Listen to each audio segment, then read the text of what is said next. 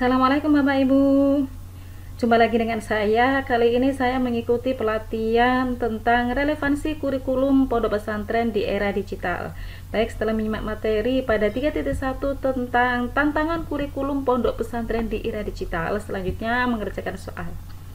Ini sudah terbuka soalnya. Nomor 1, ada 4 hal penting yang harus dipikirkan ulang sehubungan dengan kondisi era digital di atas dan modernisasi di dalam sistem pendidikan pesantren. 1. Bagaimana kita belajar, how people learn. 2. Apa yang kita pelajari, what people learn. 3. Kapan kita belajar, when people learn. Dan 4. Di mana kita belajar, where people learn.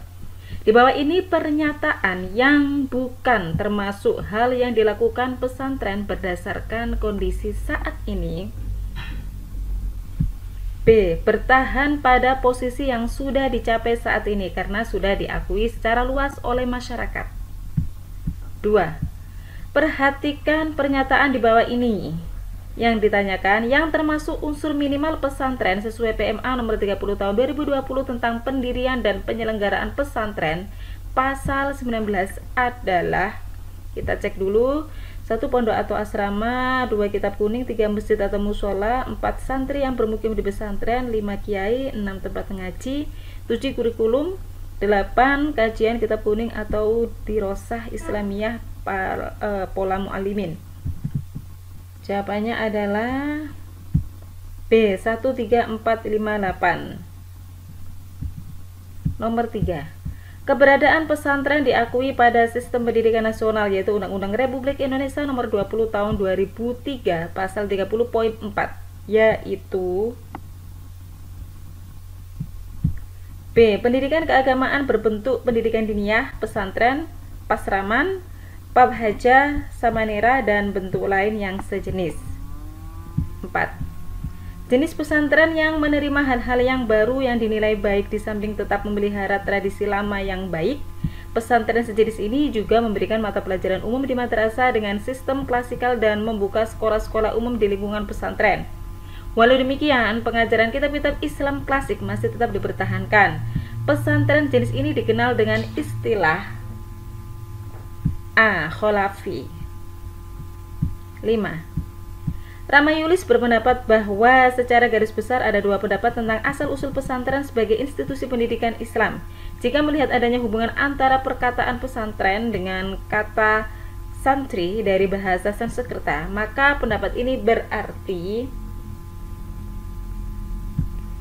C. Pesantren merupakan kelanjutan dari tradisi Hindu-Buddha yang mengalami proses islamisasi. 6. Menurut catatan sejarah, pondok pesantren dikenal di Indonesia sejak zaman Wali Songo. Ketika itu Sunan Ampel mendirikan sebuah padepokan di Ampel, Surabaya dan menjadikannya pusat pendidikan di Jawa. Para santri yang berasal dari Pulau Jawa datang untuk menuntut ilmu agama. Pesantren manakah yang menjadi cikal bakal berdirinya pesantren-pesantren di tanah air? C. Pesantren Ampel. 7. Era digital telah menghadirkan banyak hal bagi kehidupan manusia. Pergeseran dan perubahan budaya sangat terasa dalam seluruh tataran kehidupan bermasyarakat. Seluruh informasi dapat diakses dengan sangat cepat dan transparan. Kehadiran smartphone dan berbagai aplikasi telah memberi kemudahan yang signifikan bagi manusia. Hal ini menghadirkan tantangan tersendiri bagi pondok pesantren di Indonesia. Tantangan terbesar pondok pesantren terkait era digital ini adalah B. Mengadaptasi, mengakomodasi, dan merevitalisasi pembelajaran. 8. Dalam perkembangan pesantren muncul model perguruan tinggi Islam pasca pesantren yang dinamakan Ma'had Ali. Di bawah ini pernyataan yang bukan merupakan kategori Ma'had Ali adalah C. Tidak membahas kitab-kitab dari berbagai perspektif sesuai dengan dinamika perkembangan situasi kontemporer. 9. Pesantren sebagai salah satu bentuk pendidikan Islam tradisional karena pesantren sebagai lembaga pendidikan yang menjunjung tinggi dan melestarikan tradisi, budaya, tatanan kehidupan Islami dalam proses pendidikan kepada santrinya. Sehingga pesantren memiliki pola pendidikan yang berbeda dengan sekolah maupun madrasah. Di bawah ini yang tidak termasuk karakteristik pondok pesantren. A. Lingkungan yang kurang bersih. 10. Pesantren Lirboyo dan Ploso di Kediri, Jawa Timur, serta Pesantren Maslakul Huda di Kajen Pati, Jawa Tengah merupakan representasi pesantren kategori C. Salafi. Baik, 10 soal sudah, kita cek ulang. 1B, 2B, 3B, 4A, 5C, 6C, 7B, 8C, 9A, 10C. Selesai ujian. Alhamdulillah 100 lolos passing grade. Baik Bapak Ibu, kita lanjutkan ke latihan 3.2. Saya akan melanjutkan untuk latihan 3.2 tentang paradigma kurikulum pesantren era digital. Setelah menyimak materi, selanjutnya mulai mengerjakan latihan soal. Nomor 1. Perhatikan kaidah usul fikih berikut. Al-muhafadzatu 'alal qadimis shalih wal akhdhu bil jadidil aslah. Kaidah tersebut merupakan kaidah fikih yang telah lama dipelajari di pesantren dalam kaitannya dengan manajemen kurikulum pesantren di era digital, menunjukkan bahwa pesantren adalah lembaga A. Adaptif yang dapat menyesuaikan dengan perkembangan. 2. Perspektif regulasi memberi peluang untuk menyesuaikan dengan perkembangan zaman. Fungsi pendidikan pesantren sebagaimana dimaksud pada ayat ditujukan untuk membentuk santri yang unggul dalam mengisi kemerdekaan Indonesia dan mampu menghadapi perkembangan zaman. Hal tersebut merupakan bunyi dari A. Ayat 2 Pasal 16 Undang-Undang Nomor 18 Tahun 2019. 3. Jika fungsi manajemen terdiri dari perencanaan, pengorganisasian, pelaksanaan, dan pengawasan dan komponen kurikulum minimal ada 4, maka paradigma manajemen kurikulum pondok pesantren di era digital fokus dalam beberapa kajian atau hal. B. 16 kajian atau hal atau fokus. 4. Kata manajemen secara sederhana dapat diartikan sebagai berikut, kecuali. B. Menilai. 5. Manusia dengan pendidikan, termasuk dengan pendidikan di pesantren, sangat tidak bisa dipisahkan karena dalam perspektif atau paradigma pendidikan manusia merupakan homo educandum. 6. Fungsi manajemen dengan menginventarisasi sumber daya agar dapat didaya gunakan dalam proses pencapaian organisasi dikenal dengan istilah B. Pengorganisasian. 7. Perhatikan pernyataan berikut ini. Yang ditanyakan adalah dari pernyataan tersebut di atas yang termasuk komponen kurikulum adalah, kita cek, ada tujuan, santri, materi, proses, ustadz atau kiai, evaluasi atau penilaian atau asesmen. B. 1, 3, 4, 6. 8. Kurikulum pesantren yang berkualitas menentukan kualitas santri yang dapat menjadi pemimpin masa depan bangsa. Kurikulum diartikan sebagai seperangkat rencana dan pengaturan mengenai tujuan, isi, dan bahan pelajaran serta cara yang digunakan sebagai pedoman penyelenggaraan kegiatan pembelajaran untuk mencapai tujuan pendidikan tertentu. Pengertian tersebut adalah pengertian kurikulum dari regulasi, yaitu terdapat pada C. Undang-Undang Nomor 20 Tahun 2003. 9. Konsep manajemen juga terdapat dalam ajaran Islam. Berikut terkait dengan fungsi perencanaan dalam manajemen ada dalam Al-Quran, yaitu salah satunya ada dalam surat D. Al-Hasr ayat 18. 10. Pesantren dapat mengintegrasikan tuntutan dan kebutuhan di era digital, serta kompetensi IT dan kompetensi abad 21. Pernyataan tersebut merupakan pernyataan terkait manajemen kurikulum pondok pesantren di era digital, yaitu terkait dengan B. Tujuan pondok pesantren. Baik, kita cek dulu nomor 1A, 2A, 3B, 4B, 5A, 6B, 7B, 8C, 9D, 10B. Selesai ujian. Alhamdulillah 100 lolos passing grade. Baik Bapak Ibu, kita lanjutkan ke latihan 3.3. Saya akan melanjutkan untuk latihan 3.3 tentang desain kurikulum pesantren era digital. Langsung saja soal nomor 1. Pertimbangkan penggunaan teknologi dalam pembelajaran dengan pendekatan digital dalam pembelajaran. Teknologi seperti komputer dan internet digunakan secara luas untuk memfasilitasi pembelajaran yang interaktif. Dalam desain kurikulum merupakan analisa. D. Proses pembelajaran. Ya, kata kuncinya ini, memfasilitasi pembelajaran. Nomor 2. Tujuan evaluasi adalah C. Mendiagnosis, merevisi kurikulum, membandingkan, mengantisipasi kebutuhan pendidikan, menentukan ketercapaian tujuan. 3. AIMS dalam analisa tujuan pendidikan di pesantren merupakan rujukan yang utama agar tujuan selanjutnya sesuai. AIMS tersebut adalah A. Tujuan pendidikan nasional. 4. Capaian pembelajaran yang harus dicapai santri dalam sebuah materi pembelajaran adalah santri dapat menjelaskan kitab Toharoh. Maka tujuan tersebut merupakan capaian pembelajaran yang harus dicapai santri dalam sebuah materi pembelajaran adalah santri dapat menjelaskan kitab Toharoh. Maka tujuan tersebut merupakan D. Objektif. 5. Materi pelajaran pada pondok pesantren berisi kitab-kitab kuning yang arahnya untuk pengembangan pribadi sebagai bagian dari kehidupan masyarakat menjadi prioritas, fokus pada identifikasi masalah-masalah sosial dan pemecahannya sesuai uraian pada kitab. Model desain kurikulum tersebut adalah model C. Transformasi. Baik, kita cek dulu nomor 1D, 2C, 3A, 4D, 5C. Selesai ujian. Alhamdulillah 100 lolos passing grade. Baik Bapak Ibu, kita lanjutkan ke materi selanjutnya 3.4. Saya akan melanjutkan untuk latihan soal 3.5 tentang implementasi kurikulum pesantren era digital bagian 1 dan 2. Setelah menyimak materi, selanjutnya mulai mengerjakan latihan. 1. Di bawah ini adalah prinsip dalam pemilihan materi pada kurikulum. D. Relevansi, konsistensi, kecukupan, fleksibilitas, kontinuitas, efisiensi, dan efektivitas. 2.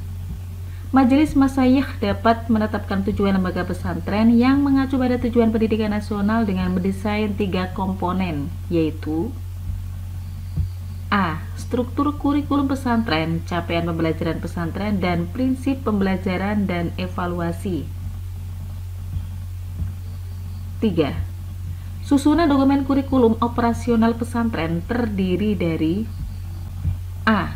Analisis karakteristik pesantren, visi misi dan tujuan pesantren, pengorganisasian pembelajaran, perencanaan pembelajaran, dan evaluasi. 4. Berikut ini adalah komponen pada kurikulum. C. Tujuan kurikulum, materi pelajaran, proses belajar mengajar, dan evaluasi kurikulum. 5. Pada pasal 15 Undang-Undang Nomor 18 Tahun 2019 bagian keempat menjelaskan tentang A. Pesantren melaksanakan fungsi pendidikan sebagai bagian dari penyelenggaraan pendidikan nasional. 6. Beberapa pilihan yang tepat dalam mengumpulkan informasi untuk mengetahui karakteristik pesantren pada dokumen kurikulum operasional pesantren adalah A. Observasi, kuesioner, wawancara, dan forum group discussion. 7. Fungsi dan tujuan pendidikan nasional termaktub pada B. Undang-Undang Nomor 20 Tahun 2003 Pasal 3. 8. Cara lembaga pesantren mengatur pembelajaran, muatan kurikulum, beban belajar, muatan mata pelajaran, dan waktu belajar, serta proses pembelajaran merupakan penjelasan dari B. Pengorganisasian pembelajaran. 9. Model evaluasi CIPP merupakan salah satu model yang dapat digunakan untuk mengevaluasi kurikulum pesantren. Berikut adalah bukan termasuk pada dimensi konteks, input, proses, dan produk. C. Kekhasan pesantren, karakteristik santri, kegiatan pembelajaran, dan profil santri. 10. Kegiatan pembiasaan berperilaku baik dalam beribadah. Berakhlak mulia dan membaca Al-Quran merupakan bagian dari kegiatan pembelajaran. D. Kokurikuler. Baik, kita cek dulu.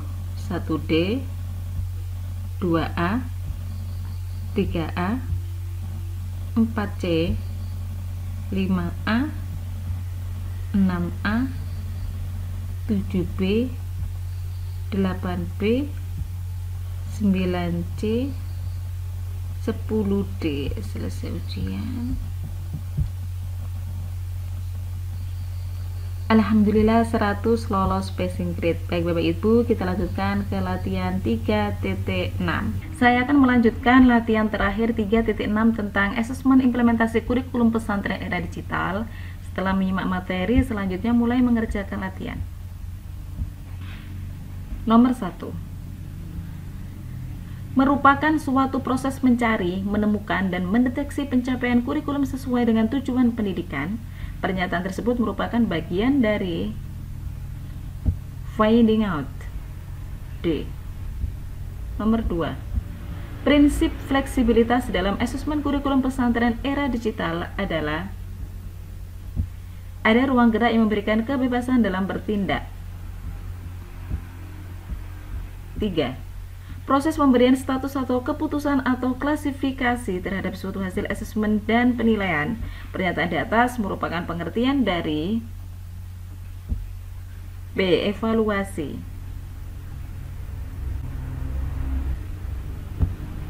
4. Seperangkat rencana dan pengaturan mengenai tujuan, isi, dan bahan ajar, bahan pelajaran, serta cara yang digunakan sebagai pedoman penyelenggaraan kegiatan pembelajaran untuk mencapai tujuan pendidikan. Pernyataan di atas merupakan pengertian dari pengertian kurikulum. 5. Sesuatu proses pengumpulan informasi tentang siswa dan kelas untuk maksud-maksud pengambilan keputusan instruksional.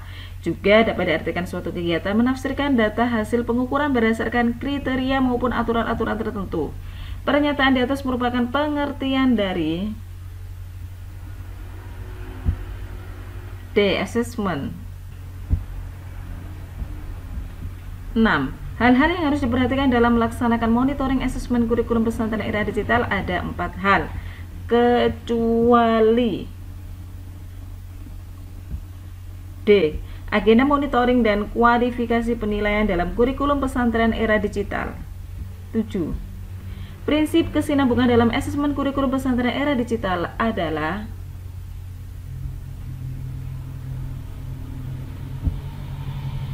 B. Sejauh mana sesuatu yang direncanakan atau diinginkan dapat terlaksana atau tercapai ajaran. 8. Komponen asesmen kurikulum pesantren era digital meliputi 4 hal, kecuali A. Melaksanakan asesmen kurikulum pesantren era digital. 9. Suatu proses pengumpulan informasi tentang rencana, tujuan, isi, bahan, dan cara yang digunakan sebagai pedoman kegiatan pembelajaran di pesantren dalam konteks era digital yang dilakukan dengan bantuan perangkat teknologi atau perangkat digital lainnya. Pernyataan di atas merupakan pengertian dari A. Asesmen kurikulum pesantren digital. 10. Dalam tujuan asesmen kurikulum terdapat pernyataan melacak proses penyusunan kurikulum sesuai dengan tujuan pendidikan. Pernyataan tersebut merupakan bagian dari D. Checking up. Baik, kita cek dulu nomor 1D, 2C, 3B, 4B, 5D, 6D, 7B, 8A, 9A, 10D.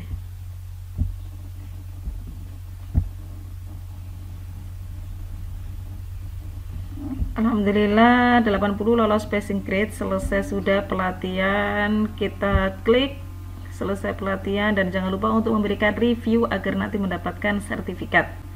Rata-rata pelatihan ini adalah 96.